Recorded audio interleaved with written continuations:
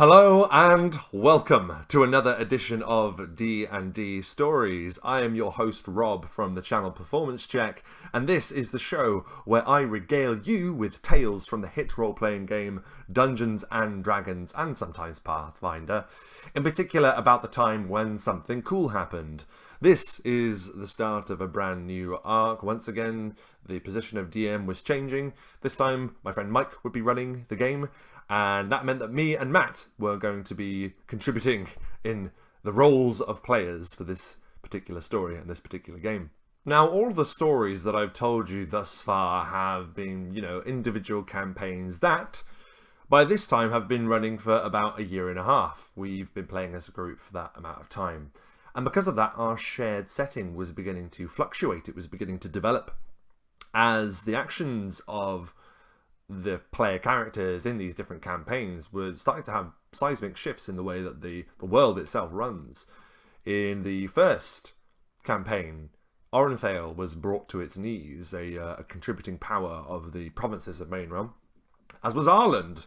Ireland to the south was also brought to the brink by the threat of the Devil's Line.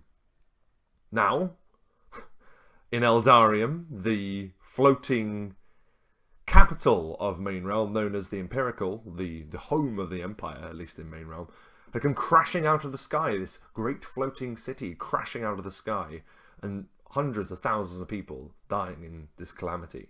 What I'm trying to say is that the ruling structures of Main Realm are beginning to disintegrate, they're beginning to collapse. Despite the effort of the heroes to stop these major threats. They always stop them, but there's always significant damage after these great events, and that, I'm pleased to say, was beginning to show.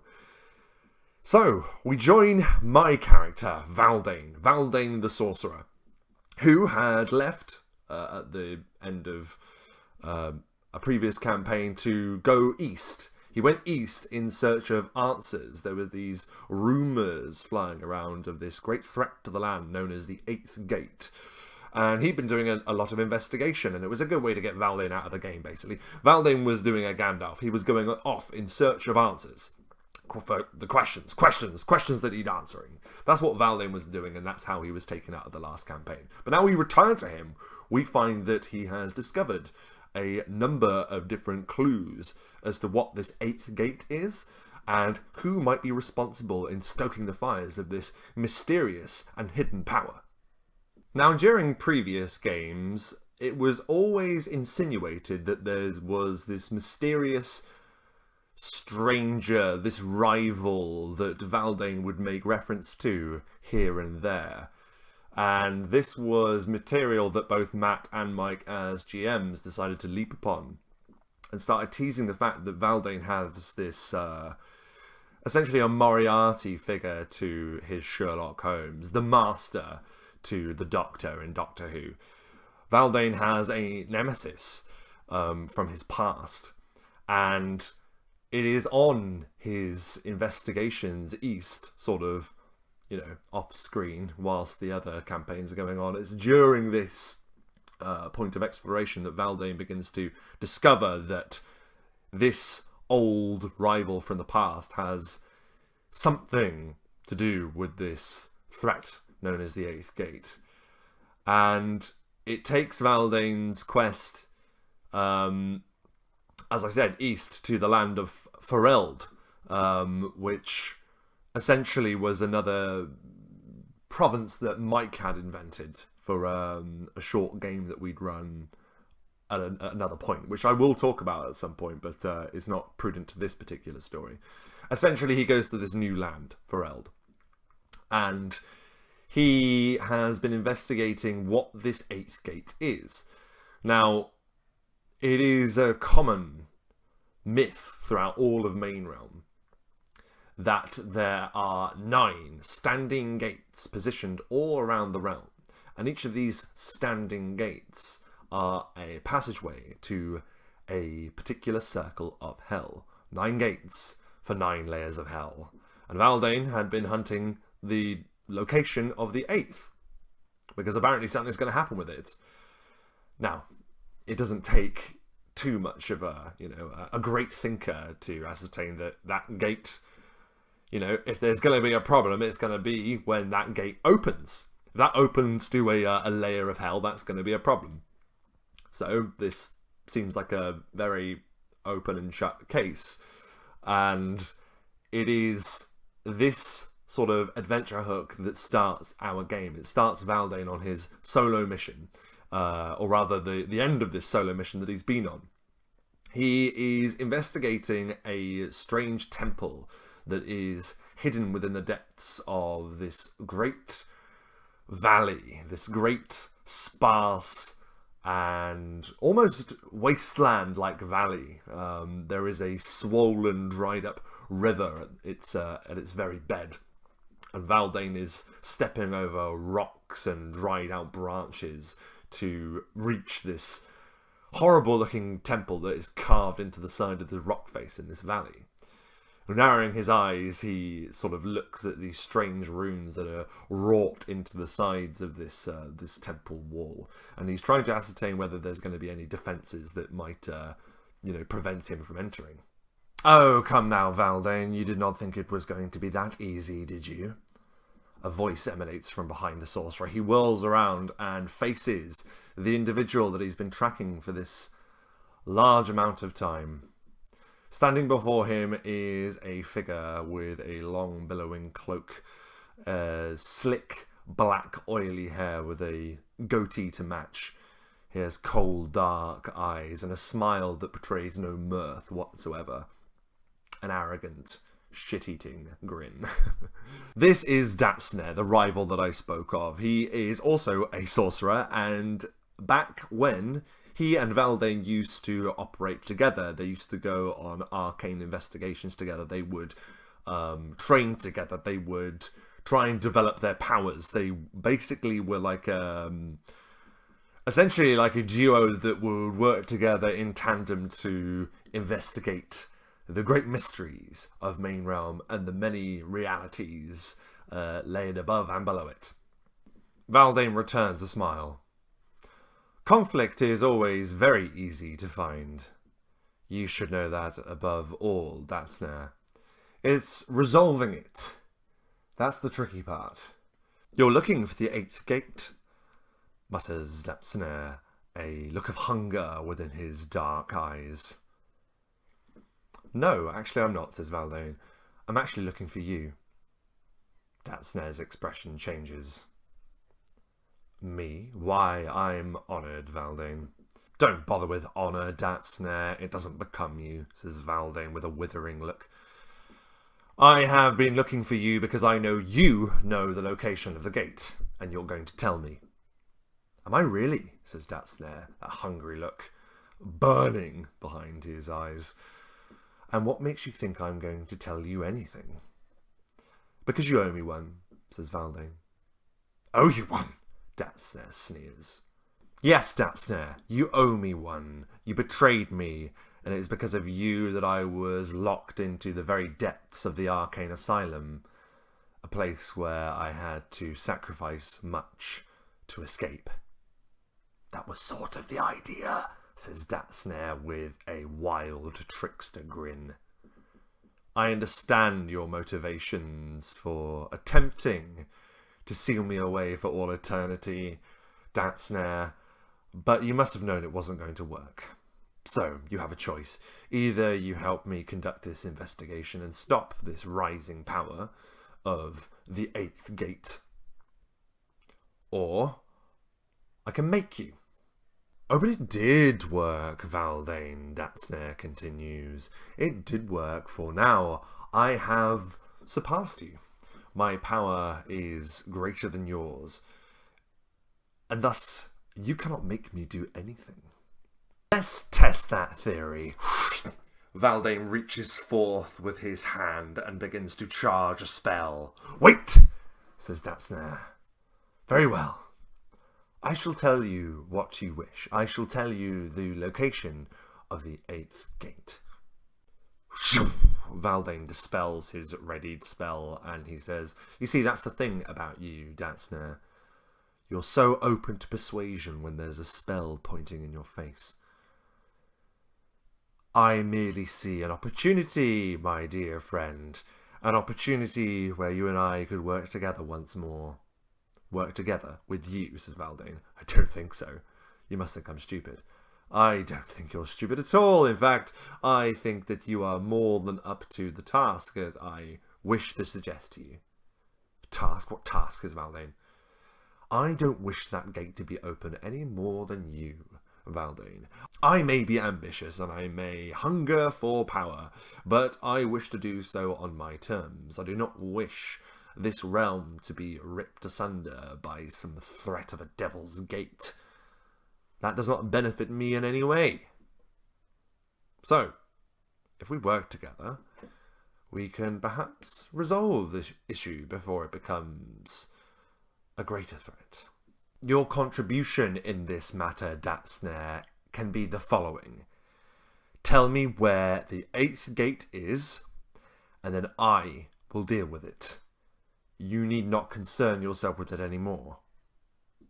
But I have an invested interest, says Datsnare, that hunger still burning behind his eyes. And we could work together. It would be just like old times. Those times are gone, says Valdane. And if you have any wits about you, as soon as you've told me what I require, you will go. Because I won't need you anymore. The asylum definitely did change you, says Datsnare, his gaze lingering upon his former comrade. This is an interesting development, and while I would see it through to the end, if you insist, I shall depart. I will tell you the location, and hope that you have the skills about you to stop this calamity on your own. I won't be alone. I will be returning to Eldarium to speak with Theodrex of Hemlon, a comrade of mine. He will help. Datsnare's smile broadens. Very well. The 8th gate resides beneath the keep of Agistel. Valdane just looks blankly at Datsnare for a moment. It's in Ireland. Yes, says Datsnare. That land is intrinsically linked to the ice realm of the 8th layer of hell. It always has and it always will be. It's called Carnia, says Valdane, and I know well who resides there. Listen. If you know anything else, now's the time. Datsnare just grins again, that shit-eating grin. I know that agents loyal to the Lord of the 8th Circle have been operating within Ireland for some time. It is they who were behind the Devil's Line. It is they that have been working hard to unmake the land of Ireland.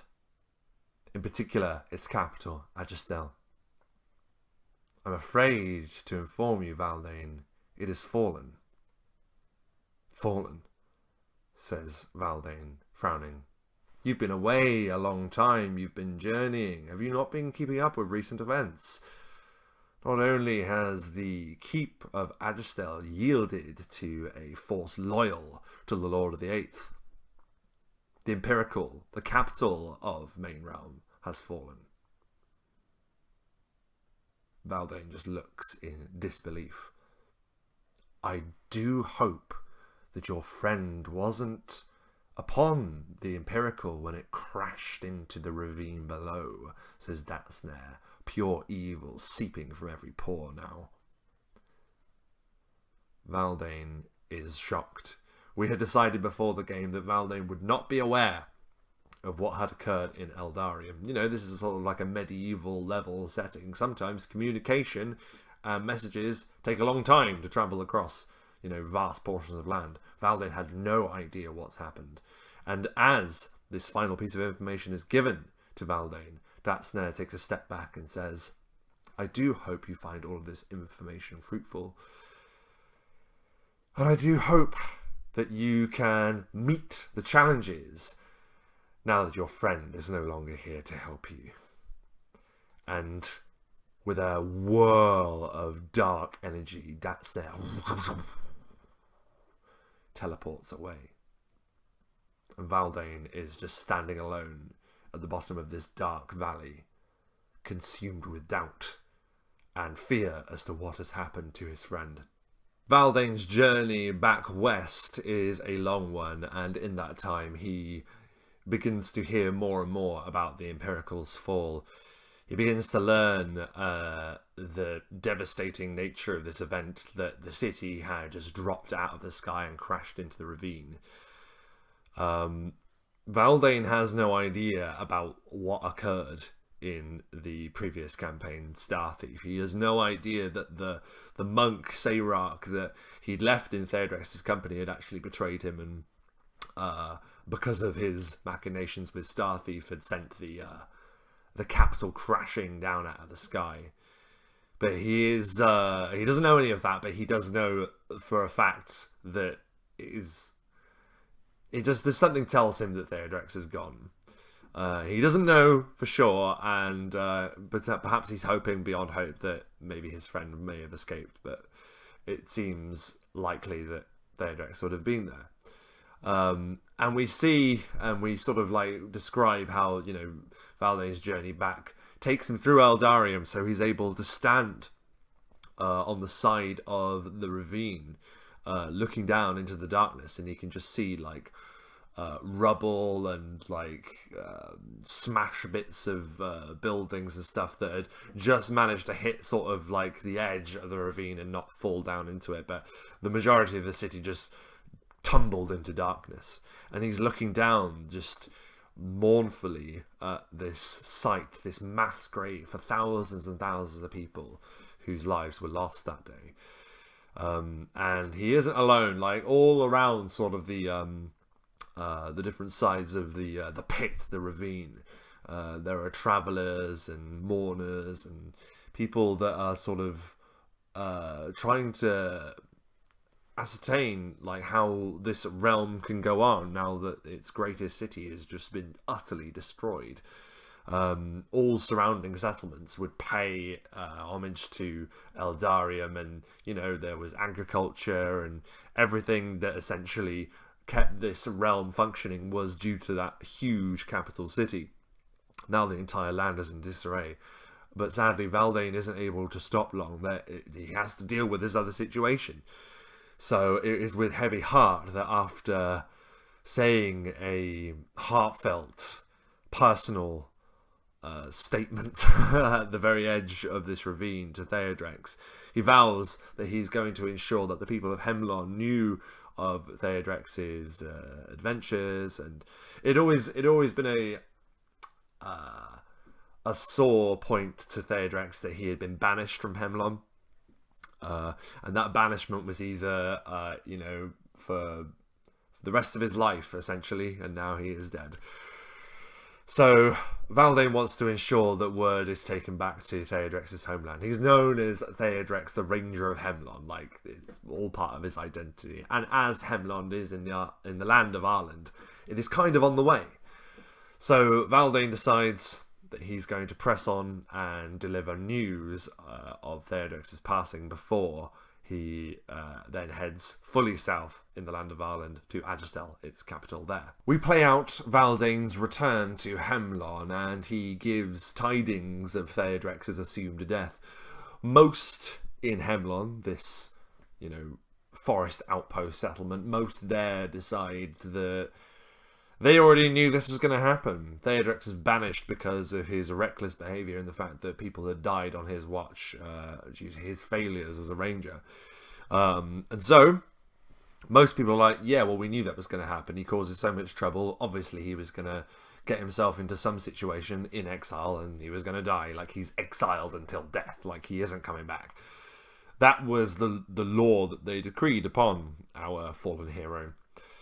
So this news isn't really met with great fanfare or much mourning, and Valdane is Taken aback by this, considering Theodrex had put a lot of hard work in and had actually saved the entire realm of Ireland along with Valdane when the issues of devils arose before. And sadly, Valdane finds himself in a tavern, mulling over a pint of mead, wondering what he's going to do next. He had expected there to be some kind of offer of help from the Rangers, but they are a bit busy. They have told Valdane that Adgestel has fallen silent. No word has come from there in days, and they have sent scouts forth, but they dare not send any major force south, as they are very, very strict at keeping their own borders. The Rangers of the North have essentially helped guard Adgestel for a long time, and now they're not doing that. And Valdane argues for some time as to why that isn't the case, but doesn't get anywhere. They are closing up their borders. They don't want to, investigate what's gone on. And to Valdane, this seems very suspicious. Surely they know something of what's happened. This is all going through his mind as well as he mulls over his pint. And then there is a dull thud of steel hitting wood as a long sword is slammed down on the table in front of Valdane. And he looks up and he sees before him a youthful man in his late 20s. He has long, dark hair that falls all the way down his back, and it's sort of braided. He has armor that leaves his muscled arms exposed and a long flowing cape. He has a scar over his eye like that, like the hero scar, essentially. This individual sits down in front of Valdane and says, "I'm Barnaby." "Pardon?" says Valdane. "My name's Barnaby. I'm Barnaby. I know who you are." "Do you?" says Valdane. "If you did, it is likely that you wouldn't be sitting with me. Most of the people in this settlement have decided that I bring nothing but bad news, and mainly connected to Theodrex." Barnaby draws his shoulders back and with a confident smile says, "It is because of Theodrex that I have come to speak with you, sorcerer. I have heard of your exploits. Theodrex was my kin, my cousin." This is Barnaby. This is the character that Matt will be playing now Theodrex is dead. There is a running joke, I'm pretty sure, in a number of D&D games around the world, which is when a character dies, they are replaced by someone who is related to that character. And that is exactly what Matt decided to do. He decided that his next character was going to be Barnaby the Hexblade, a cousin of Theodrex. And I didn't know this. This was revealed to me as a player and to Valdane the character sort of in the session. Matt had just vanished to create his character, and he was still creating this character whilst we were sort of doing this quite long sort of prologue and kind of setup of this story. So when he finally arrived, no one knew what he was really. So he says, "No, I'm Barnaby the Hexblade, and I'm Theodrex of Hemlon's cousin." And we're like, wow, what's a Hexblade? In 3.5, the Hexblade was very different to how it is portrayed now in 5th edition. I believe now in 5th edition it is linked with the Warlock class. But this was not always the case. The Hexblade was a standalone... I think it was a class, or maybe it was a... No, it was a class that you could be in 3.5. The only thing we didn't realise is just how bad it was. It was just not worth the time and effort to play a Hexblade. We found, anyway, from subsequent events that we'll get to. The Hexblade's curse was the bread and butter of the Hexblade, which essentially when you strike an enemy, it does sort of negative effects. It weakens their... I think it weakened their attack. I'll have to look it up, actually. But essentially, this was when you're playing in a game with like 2-player characters, you need to make sure that you're covering the bases. And Valdane was covering magic, obviously, and firepower. It was Barnaby's position to take up the mantle of the martial class, a swordsman. Theodrex would want me to assist you, says Barnaby, his youthful expression turning into a grin as Valdane is just like looking him up and down. It's really funny, says Valdane, but Theodrex, I'm afraid to say, never mentioned you. Oh, well, there's always been tension within Hemlon between the families ever since his exile. We've all remained a bit quiet about him, so I imagine he was paying us the same courtesy. Right. It's a shame, actually, that you wish to contribute to Theodrex's life's work of defending this place only after he has succumbed to the evils of this world. Barnaby sort of locks Valdane with a stare and says, I'm very aware that I wasn't around to help, but I will be from now on. And I'm just smiling because as a, out of character, I'm just like, well, I'm going to test the constraints of this this trope of the relative showing up, because surely you have to ask, why didn't you show up earlier? Even though obviously he wouldn't, because Matt wasn't playing that character yet. So anyway, we have a bit of fun with that. But it is decided eventually that Barnaby and Valdane are going to work together. Valdane decides that, if Barnaby wants to learn more about Theodrex, he might be a good person to tell him about some of his exploits, and maybe the trait of heroism and bravery and sheer uncanny luck, sort of, perhaps that runs in the veins of Barnaby as well. Perhaps this is this Hexblade's destiny to take up the mantle where Theodrex had left it. So Valdane spends some time explaining what he's been up to, and why he was also absent at the time of Theodrex's death, which Valdane does feel guilty about. But again, we have to sort of work around it, because there was no way Valdane could have been in that situation, because I was running the game and I play Valdane. So anyway, it's this sort of like gymnastics that you have to perform with all the logic of why these people wouldn't have helped each other out at the time. But anyway, Valdane then explains that he's been looking for the 8th gate, etc, etc, etc, brings him up to speed. And so they depart. They start heading south to Agistel, the capital, for all has gone silent. And as much as I, press the issue, Valdane asks and gathers information and tries to find out what's happened with Agistel. No word has come from the south. So they decide that they're the ones that are going to have to find out what's going on. Because if an entire city, if Agistel has fallen, then surely there will be refugees. Surely there will be people fleeing from all over the land, trying to get north, away from the whatever has befallen the city. And they travel for days and days, and Valdane is reminded of, he's done this path before. Like, he travelled with Theodrex south on this path. He encountered the T-Rex, which later became Valdane's undead companion for some time, the undead T-Rex. The journey draws our heroes closer and closer to the capital of Ireland, and we continually are asking Mike, the DM, we're like, can we do like a spot check or a search check or investigation or survival to see if there's anyone moving away from the city? Are there refugees? Is there like an opposing army? Is there anything? And he says, no matter, what you do, there's no sign of anything coming up from the north.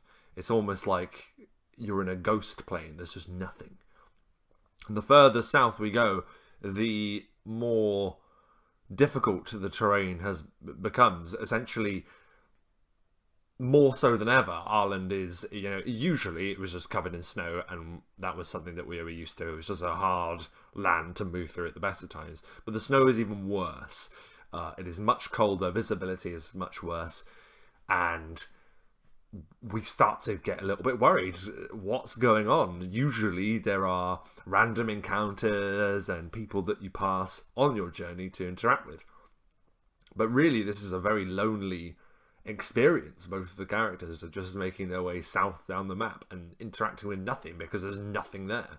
And then eventually, in the distance, they see the walls of Agistel, the great Gothic-looking keep.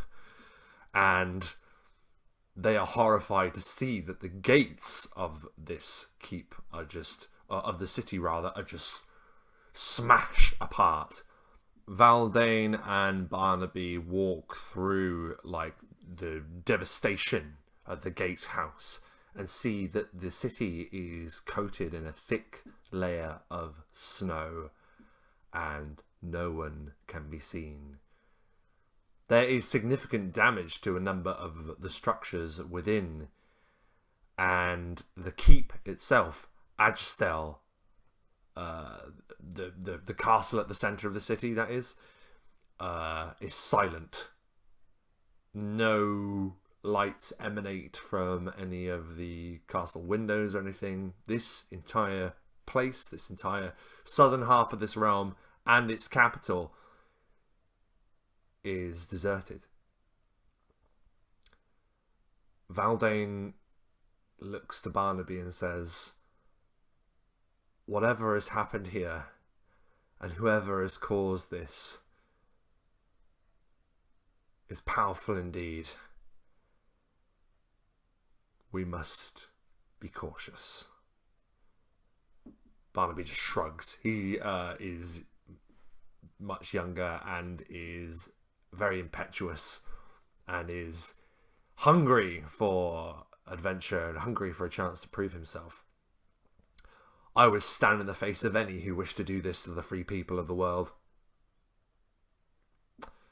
Okay, says Valdane, that's sort of what we're trying to do. But anyway, let's see if we can investigate further and see if we can ascertain what caused this. And we do some checks, and Mike, the DM, reveals to us that while there is significant damage to some of the structures, like I say, the gatehouse, there's no sign to suggest that this place was attacked by an army. Valdane racks his brains. What must have been the last thing that happened? Now, Valdane wasn't actually aware of this, but TheWriter, when he held stewardship here, he was the steward, you might remember, of Agistel for some time. Whilst he was steward here, like he did an okay job, and while he didn't really interact with Hemlon that much, like he ensured that he played his part. His duty was to be steward until someone came along to, you know, he was just temporarily being steward whilst they sorted out the line of succession since the death of King Magnus way back in the Devil's Line campaign. So that's really the last interaction that Valdane has had with this place. The sorcerer was aware that TheWriter had been relieved of his duty of being the steward of this place. So he just assumed that someone else had taken over and things had been ticking over just fine. And then he decides to cast a spell. He decides to cast Detect Magic, because if there's nothing that he can see just normally, perhaps there's something he can detect with the forces of the arcane. So he looks into the swirling mists of the arcane and he sees traces of two powerful, magical, almost energy signatures. That's probably the best way to describe it. Valdane is about to look further into the mists of the arcane to discover more about this trace energy, when suddenly Barnaby lets out a cry. He's also been doing his own investigation and has discovered someone. Someone is alive within Agistel, but barely. An old man, half buried in the snow, is croaking almost his last. The man is dying. Valdane rushes to Barnaby, who was already like trying to brush the snow off this old man and like wrap him in his cloak. And he says, "Friend, you're the only person that we have found within this entire city. What happened?" "There were two of them." The old man utters, his eyes looking straight through Valdane and Barnaby. "Two of them," says Valdane. "You mean to say that two people did all of this?" "They weren't ordinary people," says the old man. "I know who they are. There are legends, whispers, horrid rumours that spread across the land of these two foul entities."